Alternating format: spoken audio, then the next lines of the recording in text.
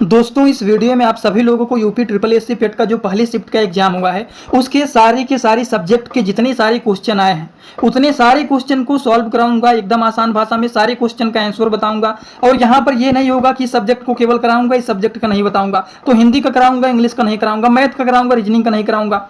सारे क्वेश्चन का आंसर आप सभी लोगों को एक ही वीडियो में मिलने वाला है। तो बहुत सारे लोग यूट्यूब पर देखे हैं, बहुत सारे लोगों का कमेंट आया था पिछले वाली वीडियो में कि सब लोग सारे क्वेश्चन को नहीं करा रहे हैं, कोई मैथ को करा रहा है तो कोई हिंदी को करा रहा है, सारे टीचर इकट्ठा होकर के बैठे हैं लेकिन कुछ ना कुछ छोड़ ही दे रहे हैं। लेकिन यहाँ पर आप देखेंगे सारे के सारे क्वेश्चन का आंसर आप लोगों को पता चल जाएगा। तो आराम से सभी लोग बैठ करके जिनका एग्जाम हो गया है या फिर जिनका एग्जाम होने वाला है अगले दिन, वो सभी लोग एकदम अच्छे से देखेंगे और समझते हुए चलेंगे, जिससे आपको अनुमान लग जाएगा कि यहाँ पर किस तरह के क्वेश्चन आपके एग्जाम में बन रहे हैं। और मैं केवल जीके का क्वेश्चन आपके इस चैनल पर कराया था और जितने सारे क्वेश्चन कराए थे आप लोगों ने देखा होगा, सारे क्वेश्चन एक ही वीडियो के अंदर से आया है। तो उस वीडियो को नहीं देखे हैं तो जाकर के देख लेना, बहुत ही महत्वपूर्ण होने वाला है। चलिए शुरू करते हैं बिना देर के हुए और सारे क्वेश्चन को हल करते हुए चलते हैं। सबसे पहला जो क्वेश्चन है वो है हड़प्पा सभ्यता किस युग से संबंधित है? लौह युग से, कि पाषाण युग से, कि कांस्य युग से, कि पूरा पाषाण युग से? तो इसका जो सही जवाब है वो है कांस्य युग से संबंधित है। कौन? हड़प्पा सभ्यता। और जो इंग्लिश में जानना चाहते हैं उनको भी बता देता हूं, हड़प्पा सिविलाइजेशन जो होता है वो बिलोंग करता है विच एज? तो वो किससे करता है? वो ब्रोंज एज से करता है, कांस्य युग से करता है। ठीक, बढ़ते हैं अगले क्वेश्चन की ओर। दोस्तों जो अगला क्वेश्चन आया हुआ है वो है पुणे में आयोजित उपयोगिता विकास सम्मेलन 2025 का विषय क्या था? यहाँ पर विषय पूछा गया है कि इसका क्या विषय था। जो आयोजन हुआ था पुणे में इस सम्मेलन का 2025 में जो हुआ था उसका क्या विषय था? अब विषय के बारे में पूछा गया है तो उद्यमियों को सशक्त बनाना, पशुधन अर्थशास्त्र में बदलाव लाना, यही था इसका मेन विषय। मतलब इस क्वेश्चन का जो सही जवाब है वो है ऑप्शन ए। उसी तरह से बढ़ते हैं अगले क्वेश्चन की ओर। जो अगला क्वेश्चन आया हुआ है वो है विश्व उपभोक्ता अधिकार किस दिवस को मनाया जाता है? कब मनाया जाता है? विश्व उपभोक्ता दिवस कब मनाया जाता है? 8 अप्रैल को मनाया जाता है, कि 21 मार्च को मनाया जाता है, कि 11 अक्टूबर को मनाया जाता है, कि 15 मार्च को मनाया जाता है, कि इनमें से कोई भी डेट को नहीं मनाया जाता है? तो इसका सही जवाब होगा कि 15 मार्च को विश्व उपभोक्ता दिवस को मनाया जाता है। उसी तरह से हम बढ़ते हैं अगले क्वेश्चन की ओर। अगला जो क्वेश्चन आया हुआ है यहाँ पर डैश करके दिया गया है, प्रश्न वह है जिसका कोई सदस्य सदन में मौखिक उत्तर चाहता है और जिसे तारांकित चिन्ह द्वारा पहचाना जाता है। अब यहाँ पर ऑप्शन दिए गए हैं, अल्प अवधि सूचना, फिर तारांकित, या फिर आंतरिक, या फिर लंबी सूचना, या फिर इनमें से कोई भी नहीं। तो इसका सही जवाब जो होगा दोस्तों वो होगा तारांकित। मतलब ऑप्शन 20 का जो है वो है सही। बढ़ते हैं अगले क्वेश्चन की ओर। अगला जो क्वेश्चन आया हुआ है वो है काटांगो। अब देखिए ये जो क्वेश्चन आया हुआ है, काटांगो भारत की सबसे ऊंची चोटियों में से एक है जो कि किस राज्य में स्थित है? अब यहाँ पर राज्य के बारे में पूछा गया है। काटांगो जो होता है वो भारत की सबसे ऊंची चोटियों में से एक है। वो किस राज्य में स्थित है?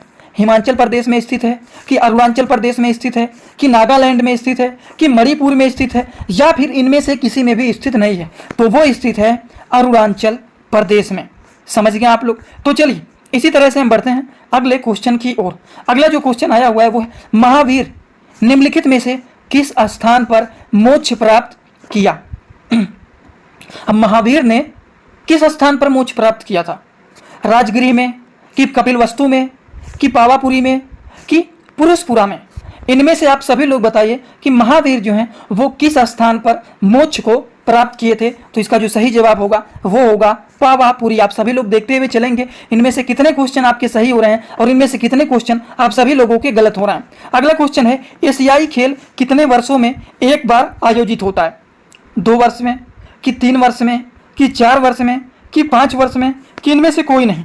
तो 4 वर्ष में एशियाई खेल को आयोजित किया जाता है। इसी तरह से हम बढ़ते हैं अगले क्वेश्चन की ओर। अब अगला क्वेश्चन जो है वो गद्यांश दिया गया है। अब इन गद्यांशों को पढ़ करके आपको जवाब देना है। जैसे दुख की श्रेणी में प्रवृत्त विचार से करुणा का उल्टा क्रोध है। क्रोध जिसके प्रति उत्पन्न होता है उसकी हानि की चेष्टा की जाती है। करुणा जिसके प्रति उत्पन्न होती है उसकी भलाई का उद्योग किया जाता है। किसी पर प्रसन्न होकर भी लोग उसकी भलाई करते हैं। इस प्रकार पात्र की भलाई की उत्तेजना दुख और आनंद दोनों की श्रेणियों में रखी गई है। आनंद श्रेणी में कोई शुद्ध मनोविकार नहीं है जो पात्र की हानि उत्तेजना करे, पर दुख की श्रेणी में ऐसा मनोविकार है जो पात्र की भलाई की उत्तेजना करता है। लोभ से, जिसे मैंने आनंद की श्रेणी में रखा है, चाहे कभी और व्यक्तियों या वस्तुओं को हानि पहुंच जाए, पर जिसे जिस व्यक्ति या वस्तु का लोभ होगा उसकी हानि वह कभी नहीं करेगा। लोभी महमूद ने सोमनाथ को तोड़ा, पर भीतर से जो जवाहरात निकले उसको खूब संभाल करके रखा। नूरजहां के रूप के लोभी जहांगीर ने शेर अरफान को मरवाया, पर नूरजहां को बड़े चैन से रखा। फिर अगला दिया गया है, ऊपर कहा जा चुका है कि मनुष्य ज्यों ही समाज में प्रवेश करता है उसे सुख दुख का बहुत सा अंश दूसरों की क्रिया या अवस्था पर अवलंबित हो जाता है और उसके मनोविकारों के प्रवाह तथा जीवन के विस्तार के लिए अधिक क्षेत्र हो जाता है। वह दूसरों के दुख में दुखी और दूसरे के सुख में सुखी होने लगता है। दूसरे के दुख में जाकर के दुखी हो जाना, दूसरे के सुख में जाकर के खुशी हो जाना। अब देखना यह है कि दूसरे के दुख में दुखी होने का नियम जितना व्यापक है, क्या उतना ही दूसरों के सुख में सुखी होना भी है। अब देखिए, बहुत सारे लोग के घर में अगर खुशहाली रहती है तो उसको देख करके कुछ लोग जलते भी हैं। वही चीज यहाँ पर कहा गया है, किसी दुखी मनुष्य के सामने देखकर हम अपना दुखी होना तब तक के लिए बंद नहीं रखते जब तक कि यह न मालूम हो जाए कि वह कौन है, कहाँ रहता है और कैसा है। यह गद्यांश और भी बड़ा है, जो कि पूरी तरह से इसको पढ़ना चाहिए, अच्छे से समझना चाहिए, क्योंकि इससे पढ़ने से हमारे माइंड का भी विकास होता है। और ये मैं अपनी तरफ से बोला हूँ कि इससे दिमाग का भी विकास होता है। ठीक, चलिए आगे बढ़ते हैं। यह और बात है कि यह जानकर कि जिसे पीड़ा पहुंच रही है उनसे कोई भारी अपराध या अत्याचार किया है, हमारी दया दूर या कम हो जाए। ऐसे अवसर पर हमारे ध्यान के सामने वह अपराध या अत्याचार आ जाता है और उस अपराधी या अत्याचारी का वर्तमान क्लेश हमारे क्रोध की तुष्टि का साधन हो जाता है। सारांश यह है कि करुणा की प्राप्ति के लिए पात्र में दुखी के अतिरिक्त और किसी विशेषता की अपेक्षा नहीं है। अब इन्हीं के बारे में यहाँ पर क्वेश्चन दिए गए हैं कि आनंद की श्रेणी में ऐसा कोई शुद्ध मनोविकार नहीं है जो पात्र की हानि की उत्तेजना करे, पर दुख की श्रेणी में ऐसा मनोविकार जो पात्र की डैश डैश उत्तेजना करता है। अब इसका सही जवाब क्या होगा, वो होता है, इसको जो गद्यांश हम लोगों ने पढ़ा हुआ है उसके बेसिस पर आनंद की श्रेणी में ऐसा कोई शुद्ध मनोविकार नहीं है जो पात्र की हानि की उत्तेजना करे, पर दुख की श्रेणी में ऐसा मनोविकार है जो पात्र की भलाई की उत्तेजना करता है। मतलब इसका सही ऑप्शन जो है वो ऑप्शन ए करेक्ट है। अगला जो है, दुख की श्रेणी में प्रवृत्ति के विकार से करुणा का उल्टा क्या हो सकता है। श्रद्धा हो सकता है कि भाव हो सकता है कि दुख हो सकता है कि क्रोध हो सकता है। तो दुख की श्रेणी में प्रवृत्ति विकार से करुणा का उल्टा अगर देखा जाए तो क्या हो सकता है, भाव तो नहीं हो सकता है, श्रद्धा तो नहीं हो सकता है, दुख की श्रेणी में उसका उल्टा दुख तो नहीं हो सकता है, क्रोध हो सकता है। मतलब इसका सही जवाब ऑप्शन डी होगा। उसी तरह से हम बात करें, किसी पर प्रसन्न होकर भी लोग उसकी भलाई करते हैं, किसी पर प्रसन्न होकर के भी लोग उसकी भलाई करते हैं। इस प्रकार पात्र की भलाई की उत्तेजना किन श्रेणियों में रखी जाती है, क्रोध और करुणा दोनों की, दुख और आनंद दोनों की, श्रद्धा और भक्ति दोनों की, प्रेम और द्वेष दोनों की, या फिर इनमें से कोई भी नहीं। तो इसका सही जवाब होता है दुख और आनंद दोनों की। मतलब सही जवाब इसका ऑप्शन भी होगा। अब देखिए, गद्यांश और दिया गया है, इसको मैं दिखा देता हूं, बस आप लोग वीडियो को रोक करके पढ़ना, क्योंकि वीडियो बहुत लंबा हो जा रहा है, इसीलिए इसको मैं पढ़ूंगा नहीं। आप लोग वीडियो को रोक करके इस गद्यांश को पूरी तरह से पढ़ लेना और उस पर सोच विचार करना, क्योंकि अगर आप अगले दिन एग्जाम देने जाएंगे या फिर कभी एग्जाम देने जाएंगे तो इसी तरह से गद्यांश आते हैं जिसको अच्छे से पढ़ना चाहिए और इन्हीं गद्यांशों से आप लोगों को आंसर को निकालना चाहिए। ये बहुत ही आसान क्वेश्चन होते हैं। अगर एक गद्यांश से 5 क्वेश्चन आ रहे हैं तो 10 नंबर आपके 100% फिक्स होते हैं, अगर आप इसको अच्छे से पढ़ लेते हैं और कर लेते हैं। तो चलिए अब हम लोग इसको सॉल्व करते हैं। कालिदास ने क्या कहा था, कालिदास ने क्या कहा था, गद्यांश पढ़े होंगे तो समझ में आ गया होगा। उलझनों की मात्रा बहुत बढ़ गई है, या फिर सब पुराने अच्छे ही नहीं होते, सब नए खराब ही नहीं होते, सब पुराने अच्छे नहीं होते, सब नए खराब नहीं होते। अगला जो दिया गया है, हमारी परंपरा महिमायमी, उत्तराधिकार विपुल और संस्कार उज्ज्वल है, या फिर पुराने मोह का सब समय वाच्छेनहीन ही नहीं होता। इसका सही जवाब क्या होगा, आप सभी लोग थोड़ा सा भी दिमाग लगाएंगे तो आपको समझ में आ जाएगा, क्योंकि इसका सही जवाब होता है सब पुराने अच्छे नहीं होते और सब नए बुरे नहीं होते। चलिए इसी तरह से हम बढ़ते हैं अगले क्वेश्चन की ओर। अगला जो क्वेश्चन दिया गया है उस क्वेश्चन को हम लोग समझते हैं। लेख कजी को प्राणी विज्ञानियों की कौन सी बात याद आती है। नाखून बढ़ना उनमें से एक हो सकता है, हम कोई नौसिख हुए नहीं है, सहजात वृत्त अनजानी स्मृतियों का ही नाम है, नाना भावे और नाना पहलुओं से विचार गया है। इनमें से जो सही जवाब होगा, सहजात वृत्त अनजानी स्मृतियों का ही नाम होता है। अगला जो क्वेश्चन आया हुआ है, अब इसको चलिए जान लेते हैं। मनुष्य ने अपनी आज़ादी के जितने भी नामकरण किए, स्वतंत्रता, स्वराज्य, स्वाधीनता, उन सब में से स्व, पर, स्वर और का बंधन अवश्य रखा गया है। अब इनमें से क्या सही जवाब होगा? स्वतंत्रता, स्वराज, स्वाधीनता, मतलब स्व इसका क्या होगा?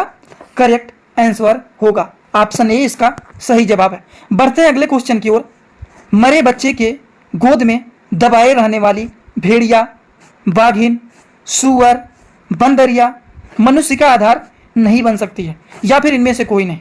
तो देखिए क्वेश्चन क्या कह रहा है, इसको थोड़ा सा समझेंगे तो एकदम आपको थोड़ा सा दिमाग भी लगाएंगे तभी आपको इसका जवाब मिल जाएगा। मरे बच्चे को गोद में दबाए रहने वाले मनुष्य का आधार नहीं बन सकता।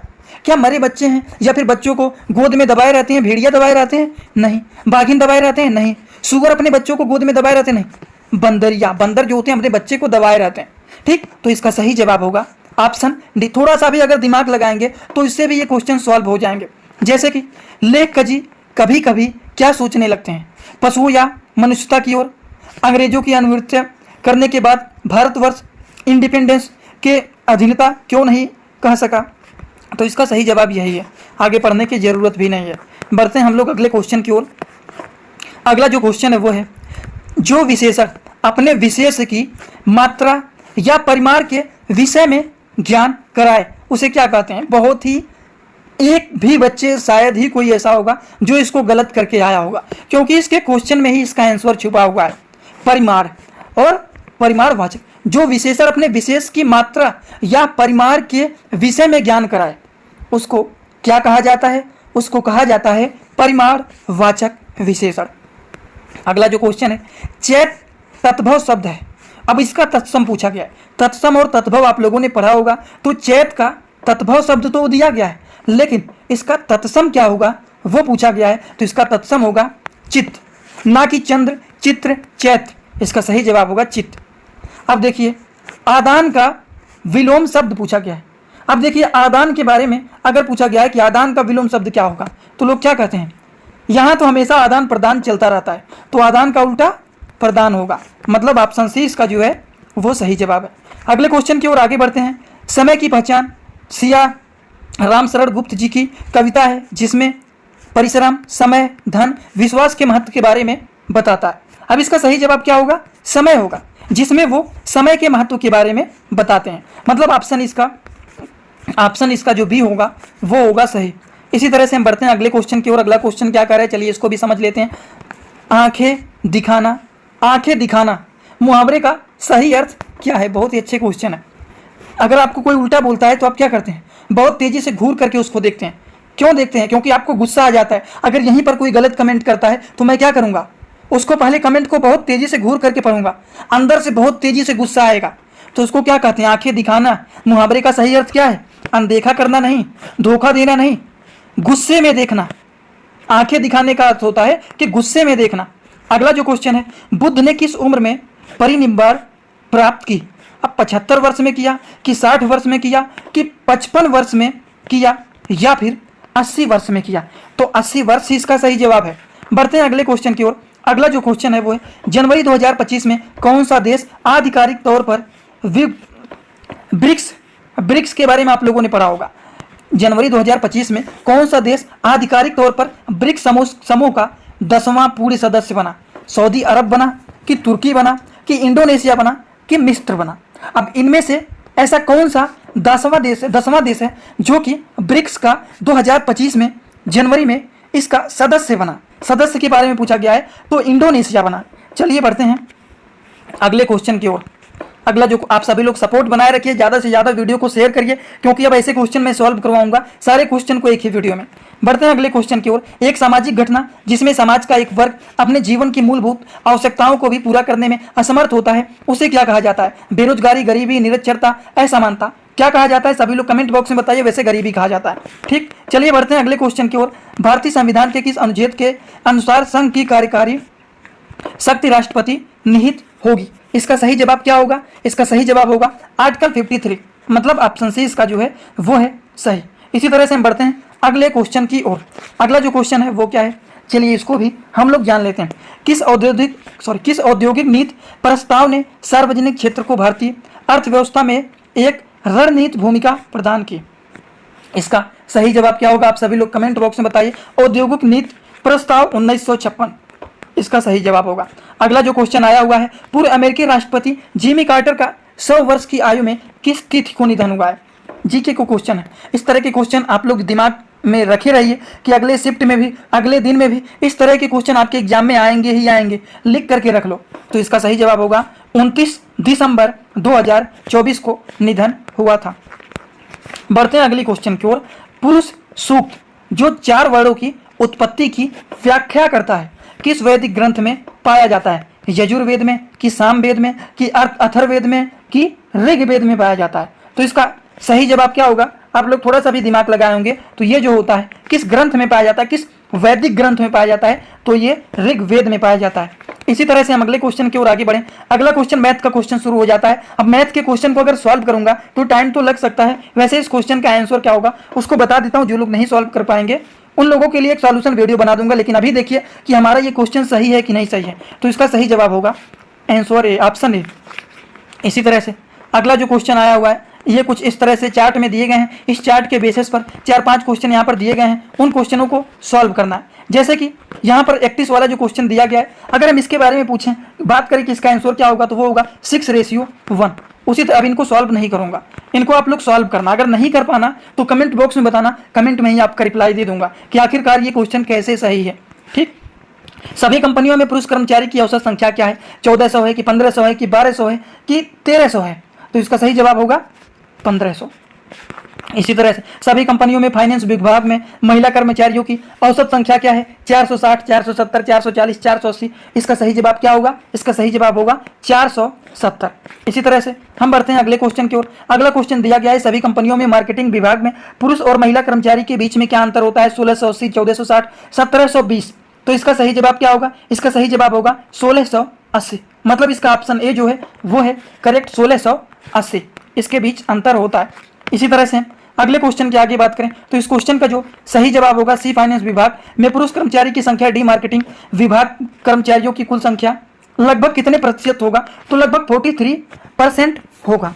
ठीक, तो चलिए आगे बढ़ते हैं, अगले क्वेश्चन की देखते हैं। अर्थव्यवस्था के अधिवेश के अंतिम उपयोगकर्ताओं तक पहुंचने स्थानांतरित करने के लिए निम्नलिखित में से कौन सा माध्यम कार्य करता है? सरकारी नीति करता है कि वित्तीय संस्था करता है कि मानव शक्ति करता है कि वाणिज्यिक केंद्र करता है? इनमें से इसका सही जवाब क्या होगा? तो इसका सही जवाब के बारे में अगर हम लोग बात करें तो सरकारी नीति होता है। चलिए इसी तरह से हम बात करते हैं अगले क्वेश्चन की। अगला जो क्वेश्चन है, 15 जनवरी 2025 को नई दिल्ली में आयोजित एक समारोह में राष्ट्रपति थर्मन परसोत्तम द्वारा सिंगापुर के मानद नागरिक पुरस्कार किसे सम्मानित किया गया था? तो किसको सम्मानित किया गया था? अगर आप लोगों को याद होगा तो मैं बताया था तरुण दास जी को सम्मानित किया गया था। इसी तरह से हम बढ़ते हैं अगले क्वेश्चन की ओर। अगला जो क्वेश्चन है वो है, आदि पुराण के किस तीर्थकर की संत चरित संग्रह है? पार्श्वनाथ है कि देवीनाथ है कि महावीर है कि आदिनाथ है? इनमें से इसका सही जवाब क्या होगा? इसका सही जवाब होगा आदिनाथ। चलिए इसी तरह से हम बढ़ते हैं अगले क्वेश्चन की ओर। फ्यूचर मिनरल्स फोरम, जिसको शॉर्ट वर्ड में एफएम बोला जाता है, 2025 में कहाँ आयोजित इसको किया गया था? अगर हम इसको आयोजित के बारे में बात करें कि ये कहाँ पर आयोजित किया गया था, इसके पहले हम लोगों ने कौन से क्वेश्चन को सॉल्व किए हैं? चलिए देख, हाँ इसके पहले हम लोगों ने सॉल्व किया है अर्तिल वाले क्वेश्चन को, 38 वाले का आदिनाथ है। ठीक, देखिए अब इसका आयोजन कहाँ पर हुआ था? इसके आयोजन के बारे में अगर पूछा गया है तो रियाद सऊदी अरब में इसका आयोजन किया गया था। उसी तरह से हम अगले क्वेश्चन की ओर आगे बढ़ते हैं। अगला क्वेश्चन है 40 क्वेश्चन जो है, सबसे बड़ी 3 अंकों की संख्या और सबसे छोटी 2 अंकों की संख्या बीच का अंतर क्या है? इस तरह के क्वेश्चन अगर आप लोगों का मैथ अच्छा होगा, रीजनिंग अच्छा होगा, तो इस तरह के क्वेश्चन आप आसानी से कर सकते हैं। लेकिन जिनका नहीं सही है वो इनमें कंफ्यूज करके चले आएंगे। वैसे इसका सही आंसर होगा 989। चलिए अब कौन सा बड़ा है, इनमें से कौन सा बड़ा है आप सभी लोगों को बताना है। अब बड़े के बारे में पूछें बात करें तो ऑप्शन ए इसका जो है वो है करेक्ट। चलिए इन क्वेश्चन को सॉल्व करने में ज़्यादा समय लग जाएगा, इसीलिए इसको सॉल्व अभी नहीं करा रहा हूँ, बस आंसर बता दे रहा हूँ। आप लोग मिला लो, चेक कर लो, देख लो सही है कि नहीं आपका सही है। चलिए बढ़ते हैं अगले क्वेश्चन की ओर। काम के बदले अनाज कार्यक्रम का पुनर्ग्रहण किया गया और अक्टूबर 1980 में इसका नाम बदल करके क्या रखा गया?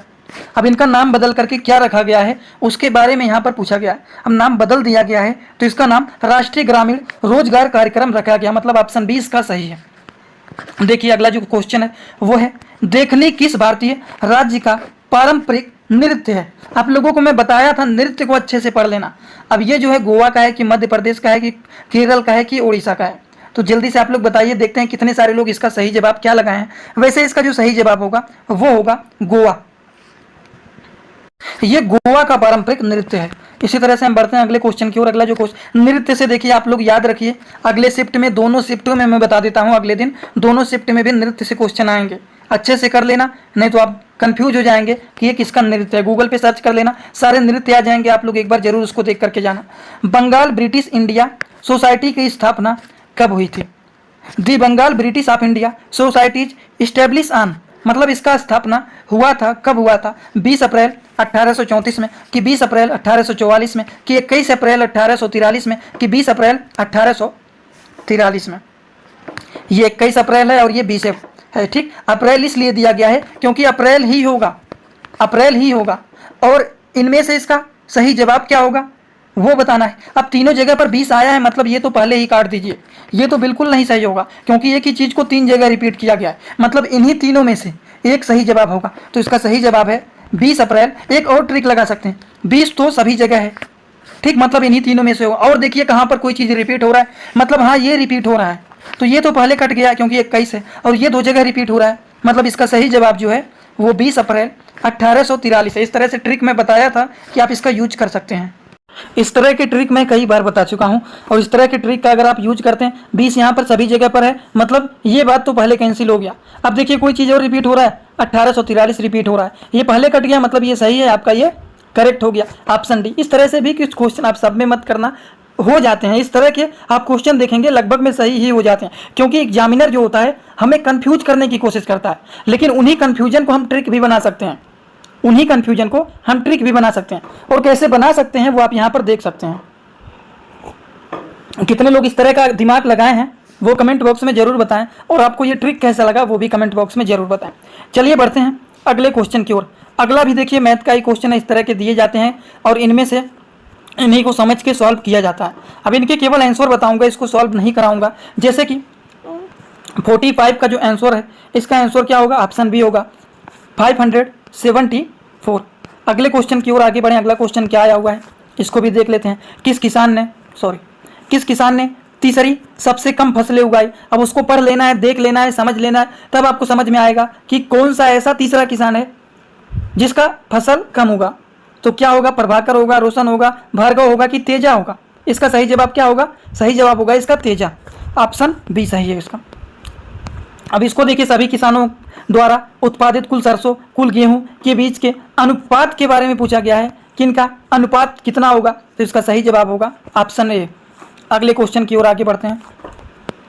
अगला जो क्वेश्चन दिया गया है, अब यहाँ पर पूछा गया है कुल फसलों का लगभग प्रतिशत कितना होगा? तो लगभग अगर प्रतिशत पूछा जाए बात करें तो 97% होगा। अब बढ़ते हैं अगले क्वेश्चन की ओर।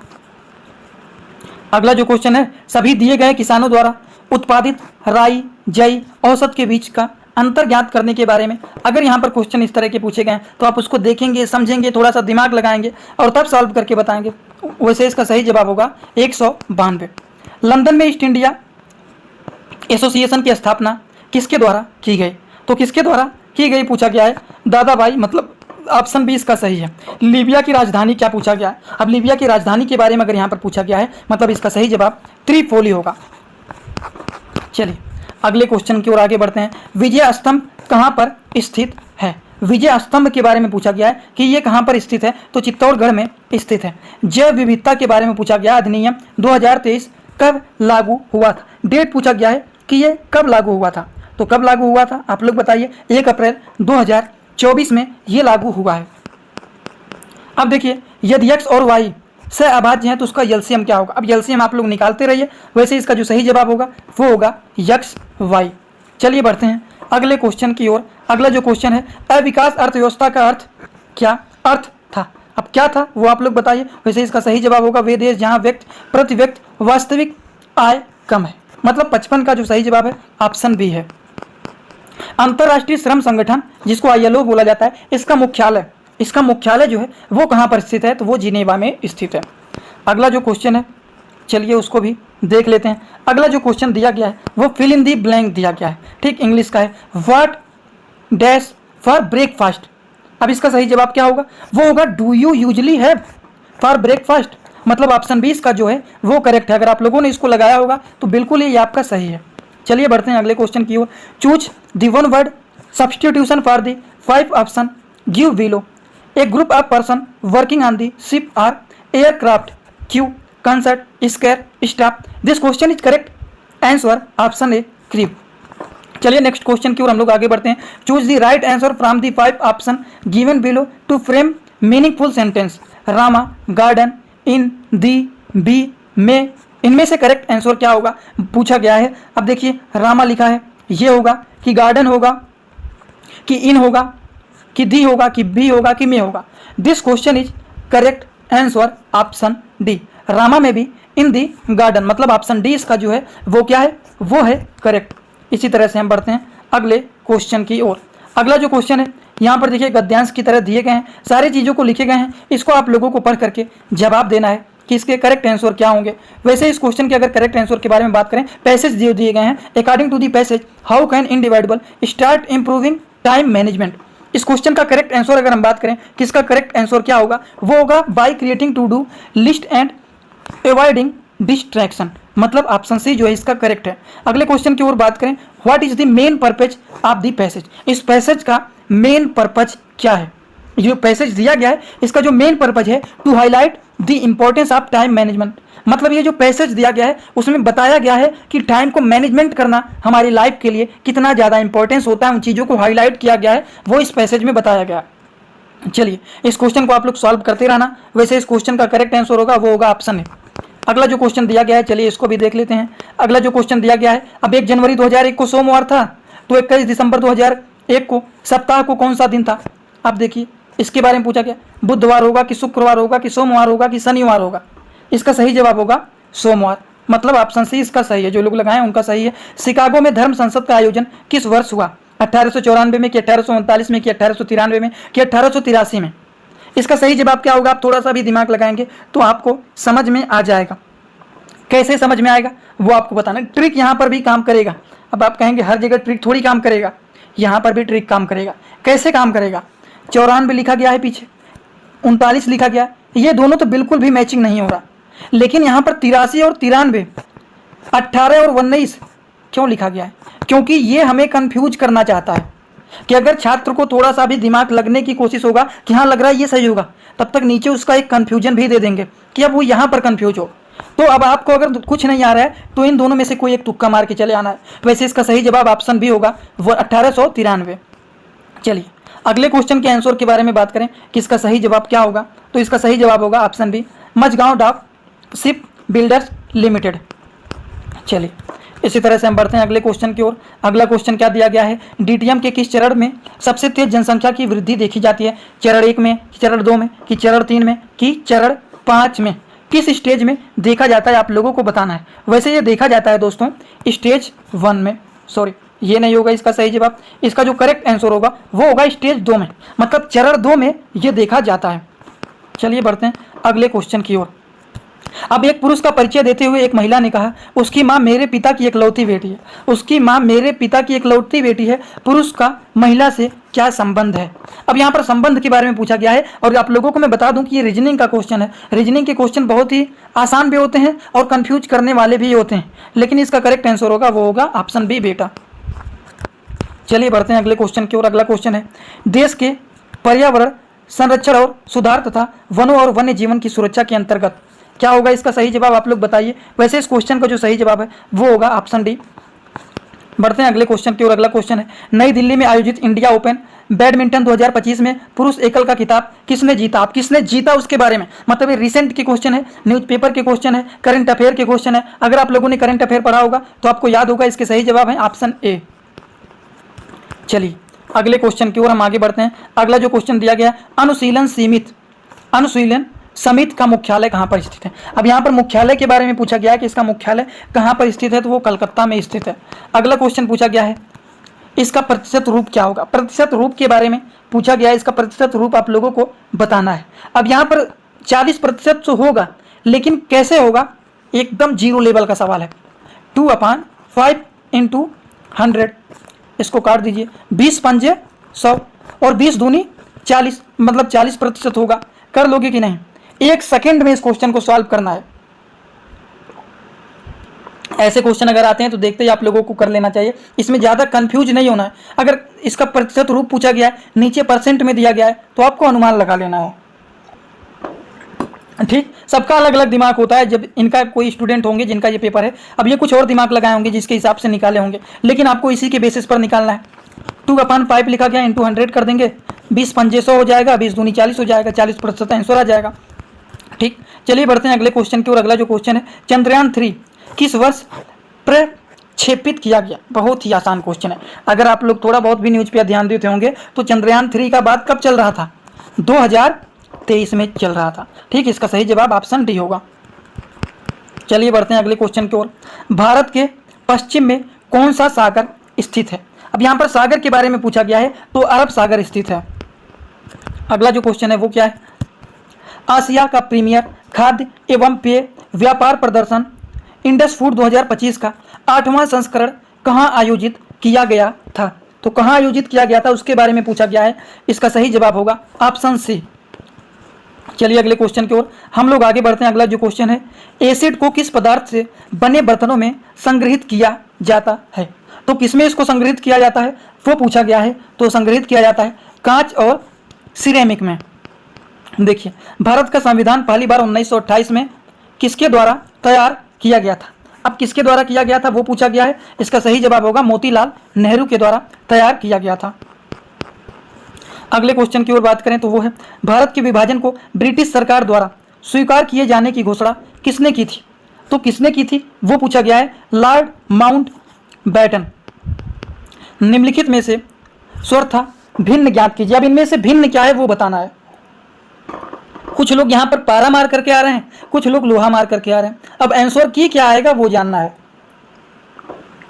मेरे हिसाब से जो होगा वो लोहा ही होगा, क्योंकि इसको कुछ टेम्परेचर में देखा जाए तो ये लिक्विड के फॉर्मेट में कन्वर्ट हो जाता है, पारा, चांदी, सोना, लेकिन लोहा ऐसे नहीं होता है। तो इनमें से भिन्न के बारे में बात करें तो लोहा मेरे हिसाब से सही है, लेकिन बहुत सारे स्टूडेंट लोहा और पारा मार करके आए हैं। तो देखते हैं आंसर की क्या आता है। आप लोग का क्या राय है कमेंट बॉक्स में जरूर बताएं। बढ़ते हैं अगले क्वेश्चन की ओर। भारत पाकिस्तान ने वर्ष 1960 में एक संधि पर हस्ताक्षर किए थे, उस संधि का क्या नाम है? आप लोग दिमाग लगाइए और कमेंट बॉक्स में बताइए। सही जवाब है सिंधु जल संधि, मतलब ऑप्शन इसका सी जो है वो है करेक्ट। अब यहाँ पर भी देखिए कुछ क्वेश्चन दिए गए हैं, इन्हीं के बेसिस पर मैथ के क्वेश्चन को सॉल्व करना है। अब इसको सॉल्व करना है तो आप लोग आसानी से सॉल्व करिए, नहीं सॉल्व होता है तो कमेंट बॉक्स में बताइए। वैसे 80 का जो क्वेश्चन होगा, 80 का जो आंसर होगा वो होगा ऑप्शन बी 5:3। 81 के बारे में बात करें, इसका सही जवाब क्या होगा वो होगा ऑप्शन डी 780। अब बढ़ते हैं अगले क्वेश्चन की ओर। अगला जो क्वेश्चन मिला लीजिए, आपका ये सही है कि नहीं सही है देख लीजिए, बस ऐसे देखते हुए चलिए। 82 जो है इस क्वेश्चन का सही जवाब अगर हम बात करें कि इसका सही आंसर क्या होगा वो भी होगा ऑप्शन डी 50%। अगला जो है 83 का सही जवाब क्या होगा वो होगा 550। अगला जो क्वेश्चन दिया गया है, फरवरी में निर्मित व्हील कुर्सियों की संख्या और अप्रैल में निर्मित व्हील कुर्सियों की संख्या, इनमें से अंतर ज्ञात करना है कि इसका अंतर क्या होगा। अंतर के बारे में पूछा गया है और बताना है आप लोगों को। 450 इसका सही जवाब होगा। चलिए अगले क्वेश्चन की ओर बढ़ते हैं।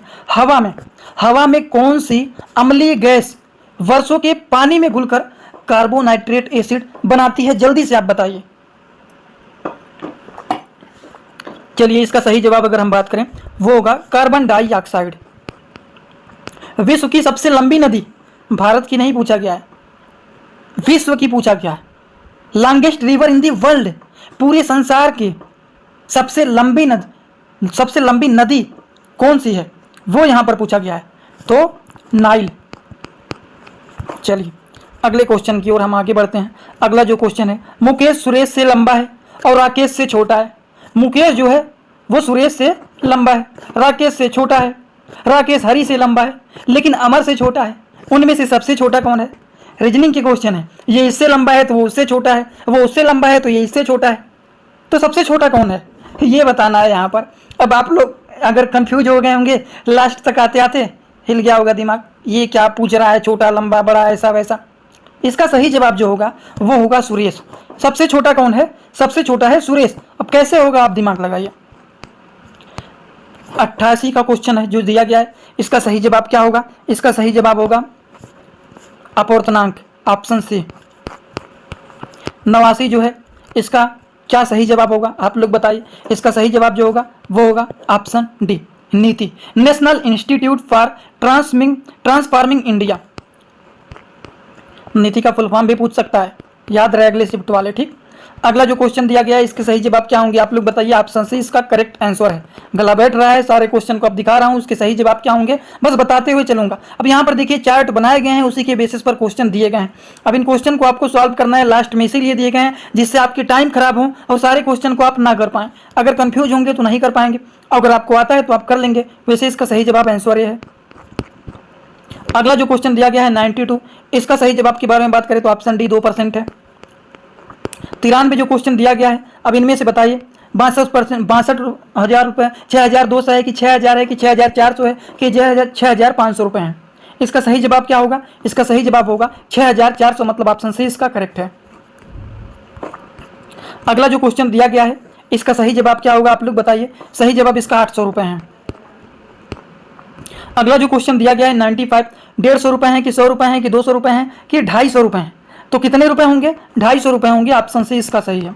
250 जो लगा करके आए उनका एकदम करेक्ट है, कोई काट नहीं सकता है, ठीक। अब यहाँ पर देखिए किस अनुच्छेद बाह्य एवं आंतरिक आपातकाल के दौरान लागू होता है, तो ये अनुच्छेद आर्टिकल 359, 358 दोनों में से बहुत सारे लोग ए लगाए हैं या फिर बी लगाए हैं। अब इसको आप लोग को कमेंट बॉक्स में बताना है इसका करेक्ट आंसर क्या है, फिर मैं बताऊंगा आप लोगों को। 97 के बारे में बात करें, इसका सही जवाब क्या होगा? इसका सही जवाब होगा 31। चलिए अगले क्वेश्चन की ओर आगे बढ़ते हैं। भारत के डैश राज्यसभा के पदेन अध्यक्ष हैं। अब कौन अध्यक्ष है वो बताना है। अध्यक्ष के बारे में बात किया गया है तो वो हैं उपराष्ट्रपति। ऊंट अपने पेट, पैर, पात, हम्प में वसा जमा करता है, तो जमा करता है तो कहाँ जमा करता है? हम्प्स में, ठीक। डी इसका करेक्ट होगा। नेक्स्ट एंड लास्ट क्वेश्चन जो कि है गुड़हल के पौधे का फूल है एक लिंगी, उभयलिंगी कि नपुंसक कि बहुत छोटा, बताइए इसका सही जवाब क्या होगा। ऐसे भी क्वेश्चन यहाँ पर पूछे गए हैं, कौन बनाया है पेपर वो हमें नहीं पता, क्योंकि इस पर रोस्ट होना शुरू हो गया है, सब लोग देख रहे हैं और इस तरह के क्वेश्चन सोशल मीडिया पर घूमना शुरू हो गए हैं, ठीक। वैसे इसका सही जवाब होगा वो होगा उभयलिंगी। तो आज का वीडियो कैसा लगा? पेपर का सॉल्यूशन अच्छा लगा कि नहीं लगा? अच्छा लगा हो तो आप सभी लोग कमेंट बॉक्स में बताएं, सारे दोस्तों के पास शेयर करें। जिस शिफ्ट के बारे में आप लोगों को सॉल्व कराना हो इस वीडियो के कमेंट बॉक्स में आना, डिस्क्रिप्शन बॉक्स में आना। इंडियन स्पेशल एकेडमी का एक टेलीग्राम ग्रुप बनाया, बस मेरा रिक्वेस्ट है आप पेपर वहां भेज देना, सॉल्यूशन यहां मिल जाएगा। पेपर आप टेलीग्राम में देना और उसका सॉल्यूशन आप यूट्यूब पे पाना, बस यही रूल है। तो चलिए आज का वीडियो यहीं पर होता है कंप्लीट। थैंक्स।